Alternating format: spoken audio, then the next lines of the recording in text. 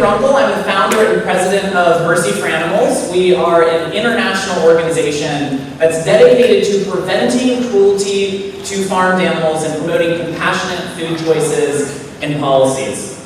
Today's session is focused on the unsung, hidden heroes of the animal protection movement, which are undercover investigators. I am honored to be joined by Vandhana Bala, who's Mercy for Animals General Counsel, and Matt Rice, who's Mercy for Animals Director of Investigations. Let's give them a round of applause. And before we start, I also want to ask Lindsay to stand up. Lindsay is a former undercover investigator.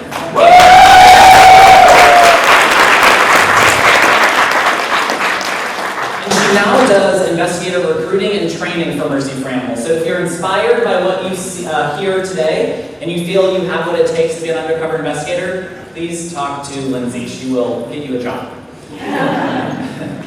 Okay, so I want to start out by giving a little historical perspective on the important, in fact, the crucial role that investigative journalists and investigative journalism has played in our country. So I want to roll back the clock 110 years ago to 1906 in Chicago, the stockyards and slaughterhouses, when Upton Sinclair went undercover for months and documented the cruel, the inhumane, the unsanitary conditions inside some of our country's largest slaughterhouses. He documented sick and injured animals going into our food supply, cruel and inhumane conditions for workers as well as animals. And it was because of Upton Sinclair's work, which was prominently profiled in the media, and of course the famous book, The Jungle, that the first Federal Meat Inspection Act was passed the same year that his findings and his story came out. That same year, the Pure Food and Drug Act was also passed, laying the foundation for important reforms inside of our food system. These were changes, these were laws that were driven not by the meat industry, not by Congress itself, but by undercover journalism. People going in and putting a crack through the concrete walls of these facilities, pulling back the curtains just enough for society to see what takes place, oftentimes out of sight and out of mind, inside of industrial animal agriculture. Just 7 years later, Louis D. Brandeis, who was a U.S. Supreme Court Justice, he was called the Robin Hood of law by The Economist, said, "Publicity is justly commended as a remedy for social and industrial diseases. Sunlight is said to be the best of disinfectants." And I think that this sentiment that was stated by a man who cared so much about civil liberties, about freedom of press, about corporate accountability and responsibility, still holds true today. That in fact, sunlight, exposure, is the best disinfectant. It is the best tool that we have as a movement to press for change. And it's hard to imagine an industry that is in more need of sunlight and disinfectant than animal agriculture. Most people in our society are still kept largely in the dark on how these animals are treated, the cruelty that they endure, the misery that they are subjected to, how they're torn from their families, and how they're violently killed. But at Mercy for Animals, we are dedicated to shining a light, to being that disinfectant on these industries. And we do that through undercover investigations, which you're going to hear about today. You're going to hear about who these investigators are, the sacrifices that they make, the cruelty that they uncover, but also the important change that they are helping to drive with all of your support and engagement. It's because of these brave undercover investigators that more and more people are learning the plight of these intelligent, sensitive animals who are being reduced to mere meat and egg producing machines. It's because of these investigations that we are starting to see these animals for who they are. Large corporations are starting to make changes, laws are being enacted and enforced, and people are starting to change their dietary habits. So I'm going to hand it over now to Matt Rice, who's going to talk a little bit more about who these investigators are.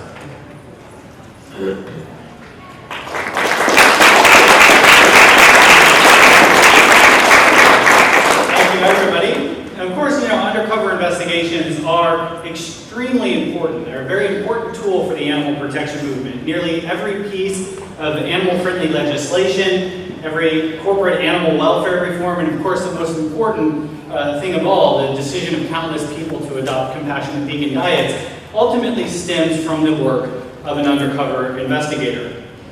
But before we go into more detail about the importance of undercover investigations, some of you may be wondering just who are these shadowy figures that do this difficult and important work. I think it's tempting to think of undercover investigators as the special forces of the animal protection movement. They're certainly on the front lines exposing the abuses that are happening behind the closed doors of these factory farms. But really, undercover investigators are no different than you or I. They come from all different walks of life, all different backgrounds. But really, the one thing that they all have in common is this determination, this dedication to expose the plights of farmed animals and to go undercover to shine a light on the conditions in these factory farms. In fact, pretty much anyone in this room could be an undercover investigator. And as Nathan said, if you think you have what it takes to be an undercover investigator, come talk to me, grab a brochure that's in the back of the room, come talk to Lindsay at the conference. We'd be happy to talk to you and tell you a little bit more about what it takes to be an undercover investigator. But of course, being an undercover investigator isn't for everyone. We need even more people not working undercover, but out in the open, in the corporate boardrooms, pushing for change, in the courthouses, fighting for animals, at the State House, lobbying the government, and out on the streets, talking to consumers, doing the hard work that's really required to take those investigations and use them to produce real change for animals.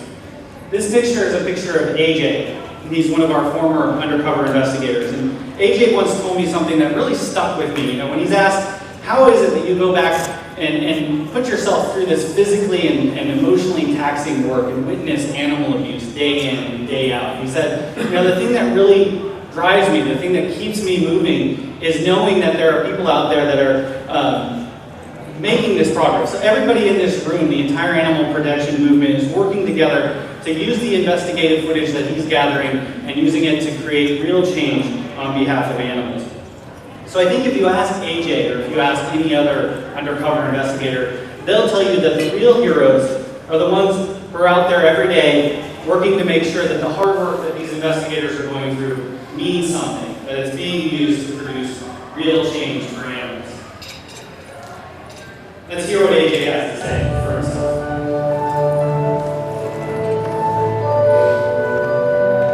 I realize that there's this huge problem, a problem that people don't talk about, that people don't think about, the way that we use and consume animals.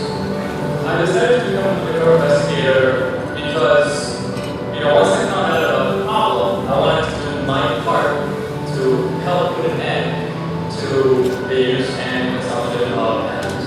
American Deer Farm is under investigation after uncovered video was released. Mercy Farm was innocent clips of the human camera video to the California Sheriff's Office. It's all shocking when you're living by an animal drug district looking for animals to show employees that the Lee Brothers Farm dragging, poking, and stabbing, sitting in the dairy house. I'm here to give a voice to the voiceless. Millions of people are going to see my footage, and millions of people are going to find out what life is like for these animals in factory farm conditions. Sharing results of an undercover investigation into the New York foie gras production facility at a news conference today. Bill that would ban what he describes as the inherently cruel process of force-feeding dust. I hope that it accomplishes changes for the animals, one step at a time, which, is something that Daisy and I accomplished with the nesting case. Sweeping animal welfare reform policy changes to replace the animals are going to live a better life for years to come. If you notice an animal gets to live a better life just for a moment, then I did more than I thought I was going to do as a person.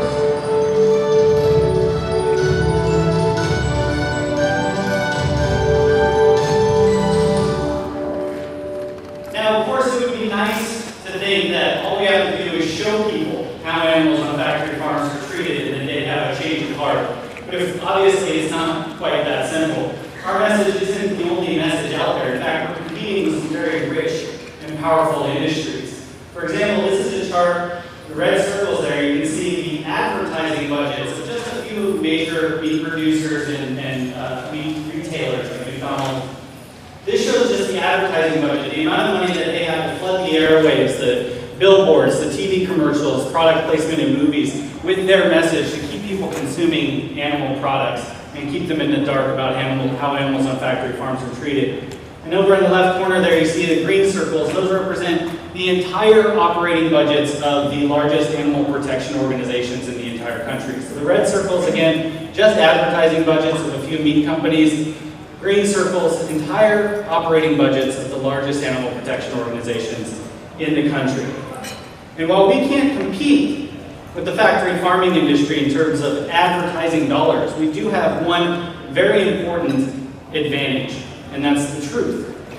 And by going undercover and exposing the plights of farmed animals, and as long as we can go in with these cameras and expose the reality of factory farming, we can use that leverage to create real change for animals.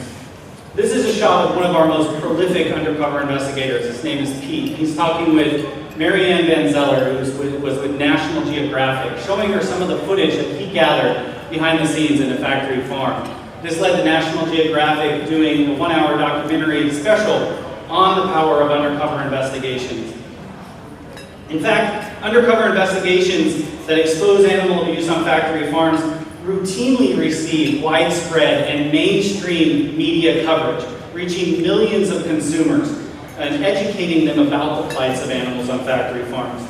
And this translates to literally millions of dollars of free advertising.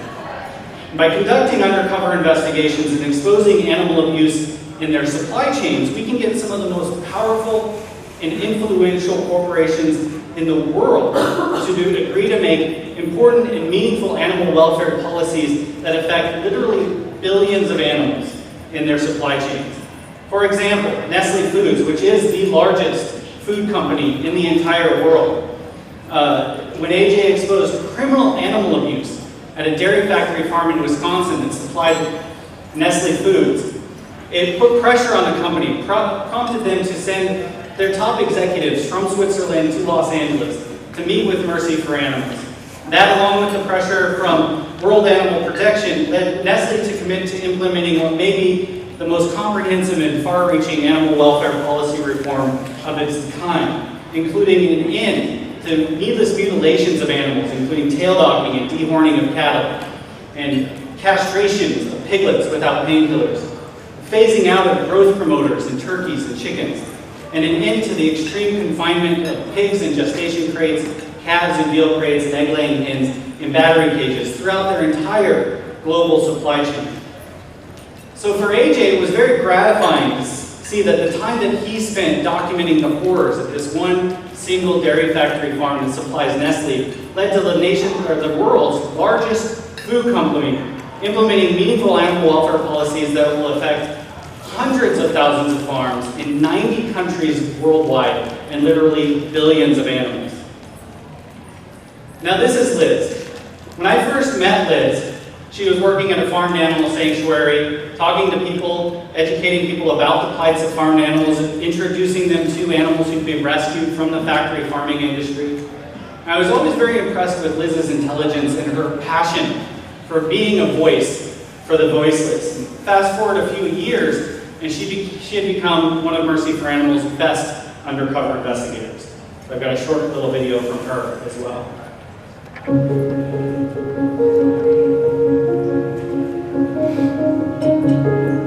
I wanted to become an investigator when I had reached a point in my activism where I wanted to do more. When you can not just tell somebody about what you've seen, but show them actual evidence, it's so much more powerful. An animal rights group undercover investigator videotaped workers in the turkey farm, abusing the birds and neglecting injured and sick turkeys. Why is this historic for factory farm animals? This is the first time that a worker on a factory farm has been found guilty of criminal cruelty to animals on a felony level. She spent weeks undercover posing as a farm worker, secretly shooting the abuse that was happening in front of her. I what could be a game changer for the world's largest grocery chain, Walmart, now taking a stand when it comes to the treatment of farm-raised animals. The reason we're doing it is change, and we're seeing it happen.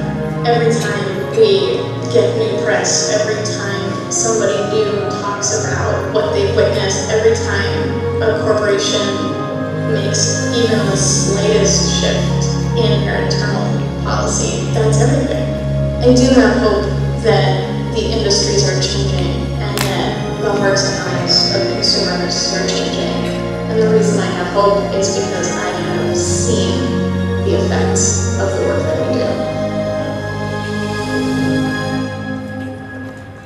Now, of course, the work that we do doesn't end with an undercover investigation. In fact, that's just really the beginning. For example, Walmart's commitment to end the use of gestation crates in its entire pork supply chain followed an intense campaign that involved more than 150 protests at Walmart stores across the country.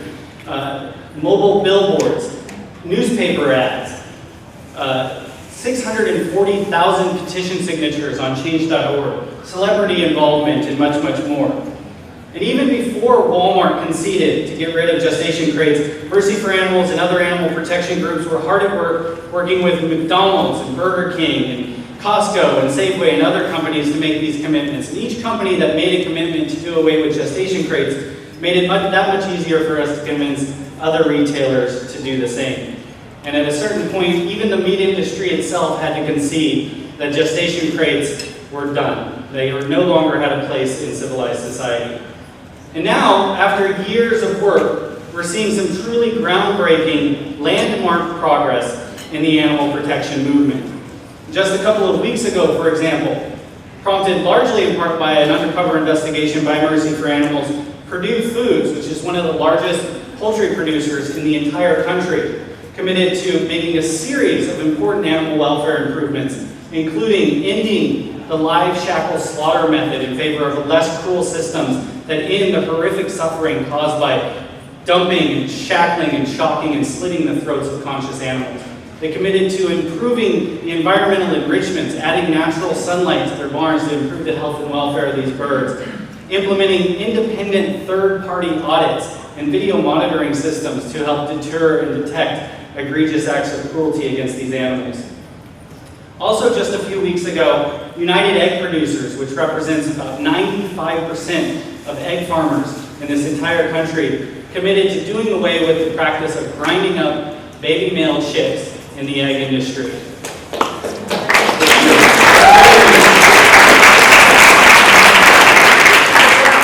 Mercy for Animals had conducted an undercover investigation at Highline Hatchery, the largest hatchery for egg-laying breed chickens in the country, where they were grinding up 150,000 male chickens every single day. Now, nationwide, 700,000 male baby chickens are killed by the egg industry every single day. Just think about that for a moment. 700,000 animals every single day being killed, thrown in the garbage, just because they were born male. They're never going to lay eggs, and they're not going to be growing fast enough to be raised profitably for meat. So in this case, the end to this chick culling, what Vox calls the best news for animals in decades, was made possible, of course, by the pressure put on the industry by these undercover investigations, exposing their cruel practices, but then also the groundwork, the hard work by, in this case, the folks at the Humane League, who helped pressure the egg industry into making this important change. So, really, it's undercover investigations that provide the pressure, but that's just the beginning. From there, we need to work together to push for progress. And that requires the hard work and dedication of all of us, working together and using our voices to speak up for those who have no voice at all. Now I'll go ahead and turn that over to my colleague, Vandhana.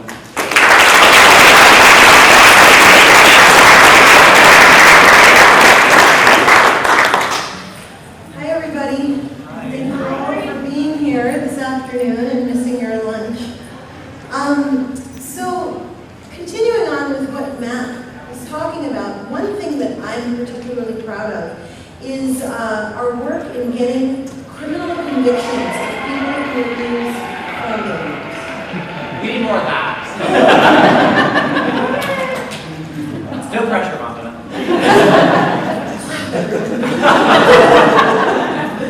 So now this is an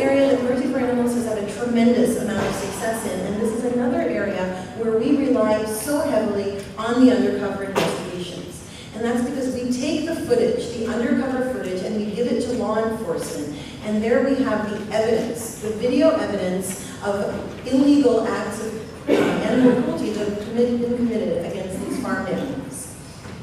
It has definitely been an uphill battle getting farmed animal abusers convicted. A few short years ago, it was virtually unheard of to get prosecutions for people who, beat a cow or a pig or a chicken. But what's been great is that the tide is turning. This is an area where we have really been able to make some great strides. Initially, a few farmed animal abusers started getting convicted. And then the media would cover those stories, would get some national media attention. And then soon a domino effect started happening. Momentum would build. Each conviction would build upon, the previous one. And this is an area now where when I go to meet with law enforcement and present video footage of criminal animal abuse, it's not such a novel thing to them. And more importantly, we're at a point now where the public is starting to demand accountability. And that's really, really huge. One of the things that I'm most proud of is that in recent years, we've had increasing success holding the companies and the owners themselves accountable for the animal cruelty that we document. And this is really, really important. This is something that we ask law enforcement to do in every single case, but they're generally reluctant to do so. They don't want to rock the boat too much. But a trend has been happening in recent years where the companies, the owners themselves are being convicted of animal cruelty. And that is really incredibly important because it's these companies and these owners that create the culture of cruelty. And if we ever hope for any sort of meaningful change, we need to hold those who are in power, these companies and these owners, we need to hold them accountable. So just in the last year and a half, I'll give you a few examples. 2 owners of a Tyson chicken factory farm that was a supplier for McDonald's Chicken McNuggets. These 2 owners were convicted of animal cruelty as a result of a Mercy for Animals undercover investigation. And that factory farm was eventually shut down.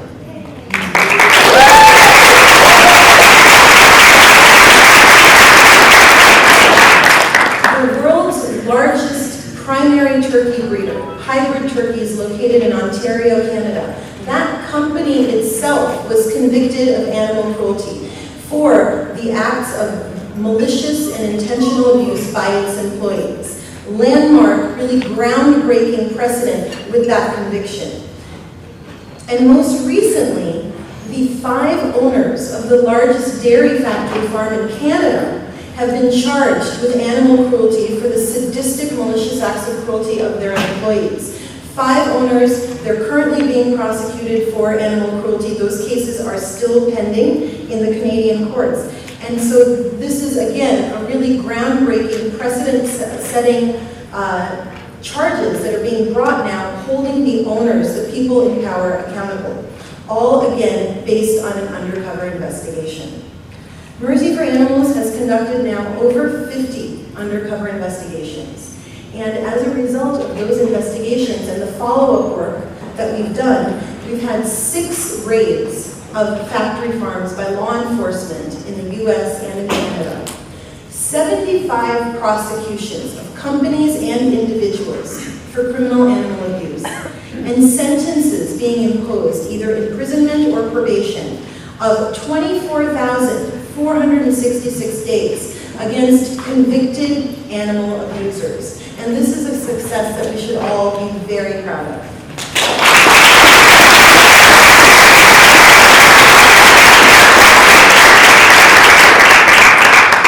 So I want to draw your attention now to a quote by Mahatma Gandhi. First they ignore you, then they laugh at you, then they fight you, and then you win. And that is exactly what's happening here in our movement.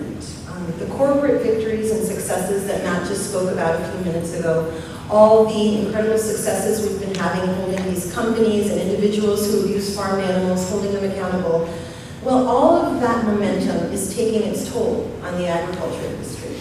And the animal agriculture industry is slowly sinking.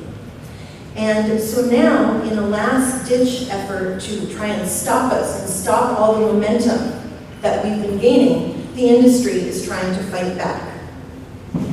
So I want to tell you a little story now about one of our investigators. Matt mentioned him previously, Pete. Pete is really our most accomplished investigator in the movement. He's been doing this for over 15 years. He's done probably more investigations than anyone else out there. A few years ago, Pete got a job at the largest dairy factory farm in Idaho, called Betancourt Dairies. Throughout Pete's investigation of Betancourt Dairies, he documented some really egregious, malicious, and sadistic abuse of these dairy cows. For example, he saw his coworkers moving a cow who was too sick or injured to stand and walk on her own by putting a rope around her neck like a noose and dragging her off using a tractor. Pete saw his coworkers engage in a pattern of cruelty, including kicking, beating, punching, even sexually abusing cows. Mercy for Animals took Pete's video footage, this undercover footage, immediately to law enforcement, along with a really detailed legal document outlining all the violations of law. And law enforcement, well, they saw the video footage and they saw how bad it was, and they knew it was really bad. So they acted very quickly. They issued arrest warrants for multiple people from this factory farm, including a manager of the facility. But they did it very quietly. It was almost like they didn't want anyone to find out, to draw attention to this. Well, as soon as Mercy for Animals saw that the arrest warrants had been filed, we held press conferences. We notified the media and we informed the public. 2 individuals were convicted of criminal animal cruelty as a result of this undercover investigation.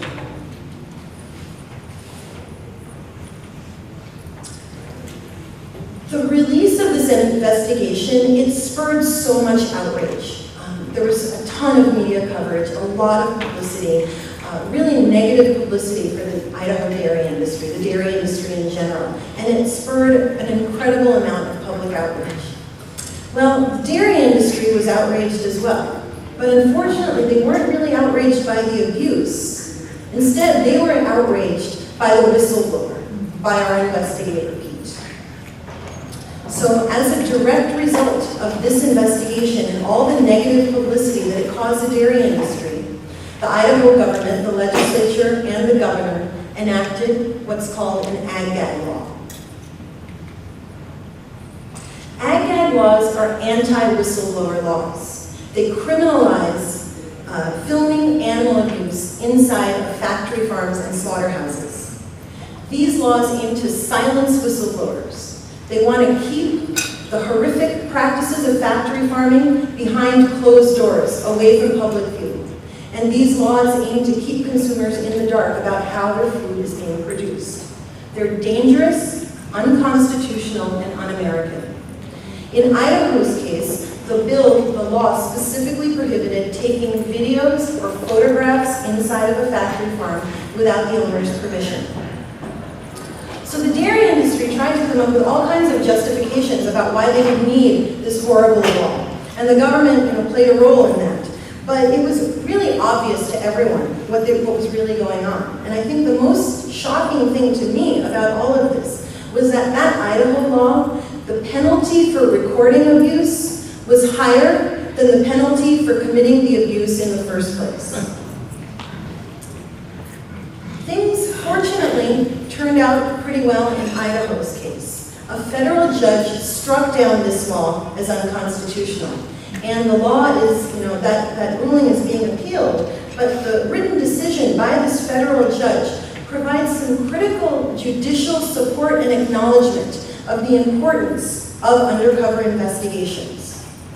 The judge wrote, undercover investigations actually advance core First Amendment values by exposing misconduct to the public eye and facilitating dialogue on issues of considerable public interest. Food production and safety are matters of the utmost public concern. The Idaho government continued this ag-gag debacle through this lawsuit until the law was ultimately struck down. In the process, had to pay $250,000 of taxpayer money trying to defend this unconstitutional and un-American law. The Idaho government also went directly against the will of the people of Idaho, by enacting and then defending this horrible law. A survey showed that Idaho residents approved of the fact that the ag-gag law was ultimately ruled unconstitutional. So it was a real slap in the face to these taxpayers to use their hard-earned money to defend a law they didn't even support in the first place, a law that harms them in order to line the pockets of the dairy industry. Another study shows that the industry's desperate push to enact ag-gag laws actually reduces public trust in animal agriculture and the agriculture industry, and that's certainly been the case as far as we can see. Since 2011, 5 states enacted ag-gag laws, and then Idaho's law was struck down recently. Those states are in red. But the states in black that you see on that map, those are the states where ag-gag bills were introduced and they were defeated. So you can see from these numbers, you can see from the states on the map, that the ag-gag fight is a fight that we are winning. And that's due in large part to the efforts of a coalition of over 60 different groups who have banded together to oppose ag-gag laws. And you can see from the slide that we're not just talking about animal protection groups. And that's because ag-gag laws hurt all of us. They negatively impact a number of different important areas, including the environment, including food safety, and including labor laws. Ag-gag laws are also incredibly unpopular with the public. Consumers don't want to be kept in the dark. Consumers have a right to know how their food is being produced. And consumers naturally feel distrustful of an industry that's trying to block their access to information. Consumers can't help but wonder, what is the agriculture industry so desperate to hide? And that's the reason we've been able to have such great momentum and mount such a strong opposition in our fight against ag-gag. It's because of people like you, everyone in this room, at this conference, people across the country, taking action, speaking out, mobilizing in our opposition to these dangerous laws. Temple Grandin, who's an advisor to the USDA, said, "I think ag-gag bills are the stupidest thing that ag ever did." And frankly, I am inclined to agree with her. And to wrap up, I would like to now turn it over to Nathan Runkle.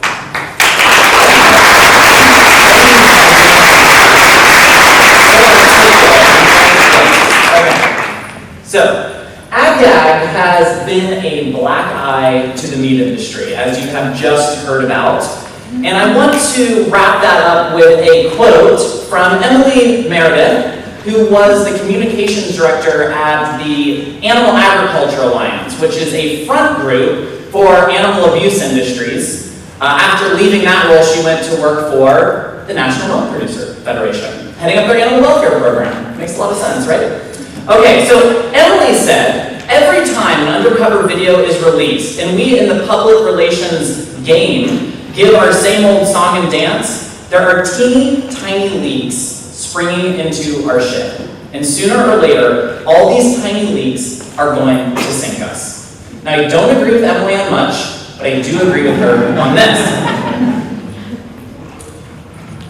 There was a study done not too long ago by Kansas State University, and they actually looked at the effect that animal welfare, farm animal welfare issues have when they're in the media, especially with undercover investigations. And what they found with this study was that meat consumption declined across the board for people who are exposed to these images and these messages. If someone saw an investigation about the dairy industry, not only did their consumption of dairy decrease, but their consumption of pork and chicken also decreased for an extended period of time. So we know that these investigations not only drive corporate policy change, that they drive changes in laws and cruelty prosecutions like you've heard about, but it also drives down meat consumption. And that's one of the reasons why the meat industry is so scared of people seeing what's happening because of undercover investigations.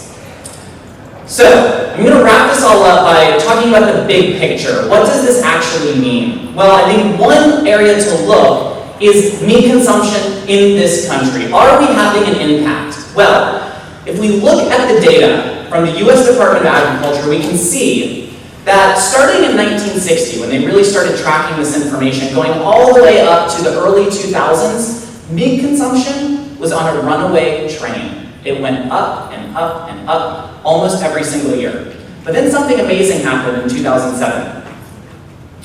Meat consumption fell off a cliff.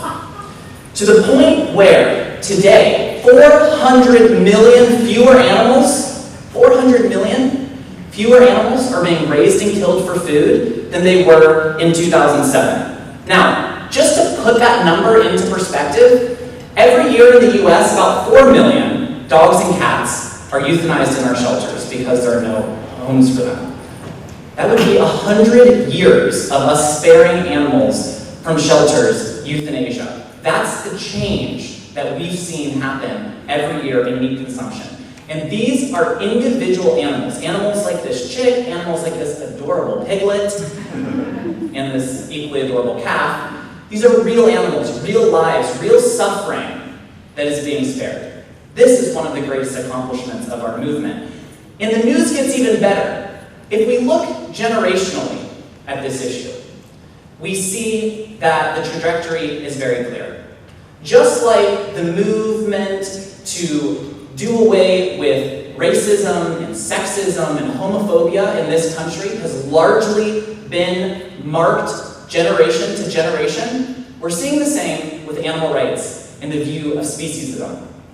We see that a recent study found 1% of baby boomers identify as vegetarian, 4% of Gen Xers, but 12% of millennials identify as vegetarian. So the future is bright on this issue, and the trend is only continuing, thanks to the work of all of you in this room.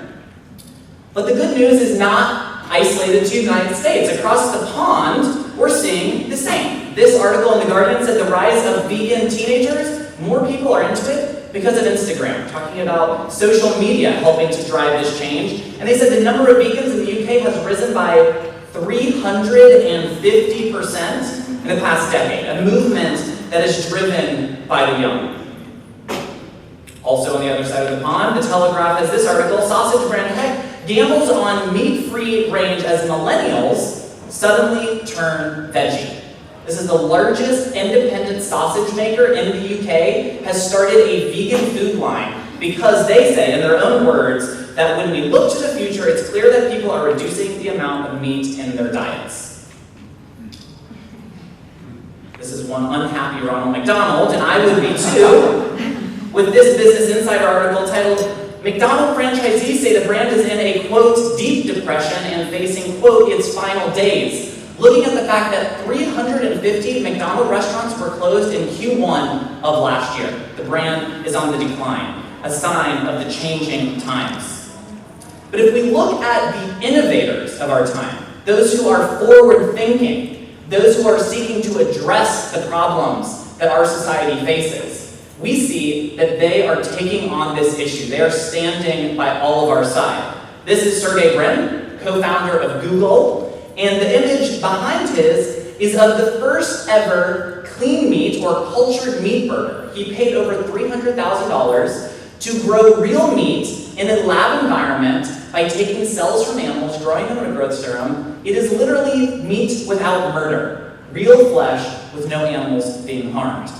So it's this innovation, it's this forward thinking, it's this use of the human spirit and ingenuity that we find ourselves at a time where it has never been more crucial or important to use. We find ourselves at a crossroads. It is our generation's responsibility to look at the issues at hand that you've just heard about, the cruelty that so many of us are familiar with, and to take action.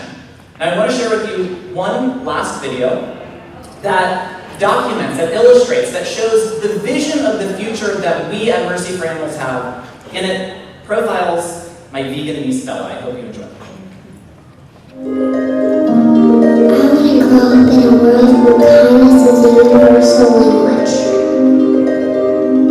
where everyone is treated with respect, including animals, where there are no cages, no crates, no slaughterhouses, no cruelty or violence.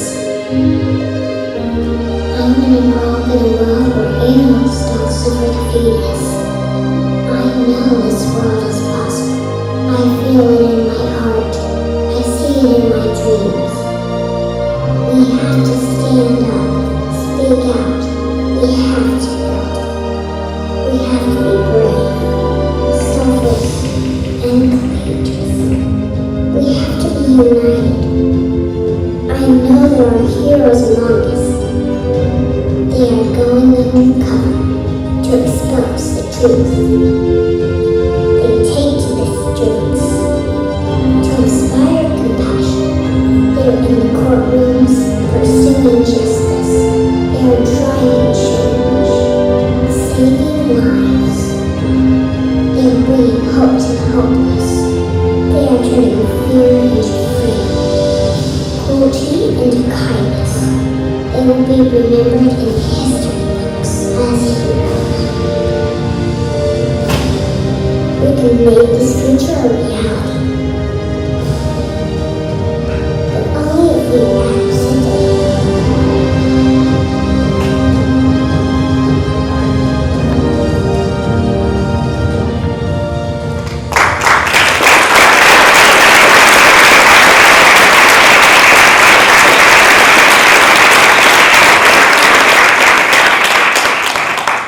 She's cute, isn't she?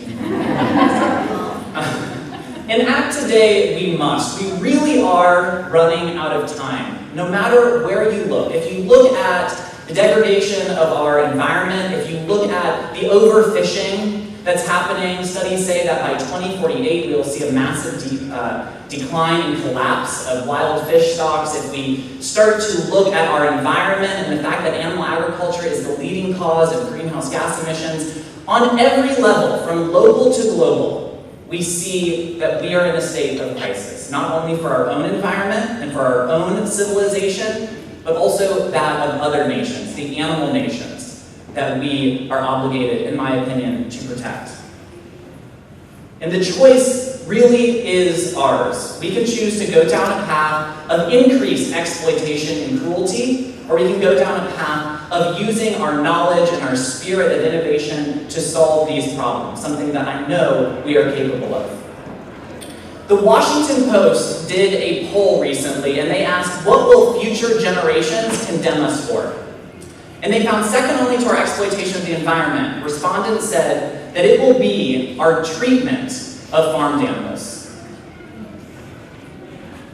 I believe that the animal protection movement, the animal rights movement, the animal liberation movement is the social justice movement of our time.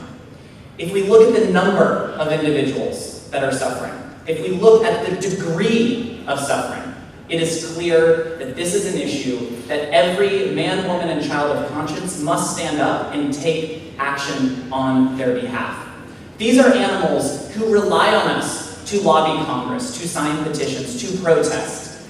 They kick and they struggle and they fight at the slaughterhouse. They make their wishes known. They want to live. They want lives that are free of oppression, free of suffering, filled with companionship and freedom, just as we do. This is an image of a brave pig in China who jumped off of a 9-foot truck on his way to the slaughterhouse to save his own life. When animals are given a chance, they show their wishes to live. I'll leave you with a short story. It goes something like this. There is a grandfather and his son, and they are walking along the beach, and they see hundreds of starfish who have washed up along the beach, and they're starting to die in the sun. And the young boy, he reaches down and he picks up the starfish and he gently tosses the starfish back into the water, and he walks along and does it again. And his grandfather says, smiling, smirking a bit, what are you doing? There are hundreds of starfish here. There's no way that we can save them all. And the little boy smiled back at his grandfather, reached back down and picked up another starfish and gently tossed him back into the water. And he said, it matters to this one. He bent down, picked another starfish up, tossed it back in the water, and he said, it matters to this one. And to me, this story illustrates that kindness is never wasted.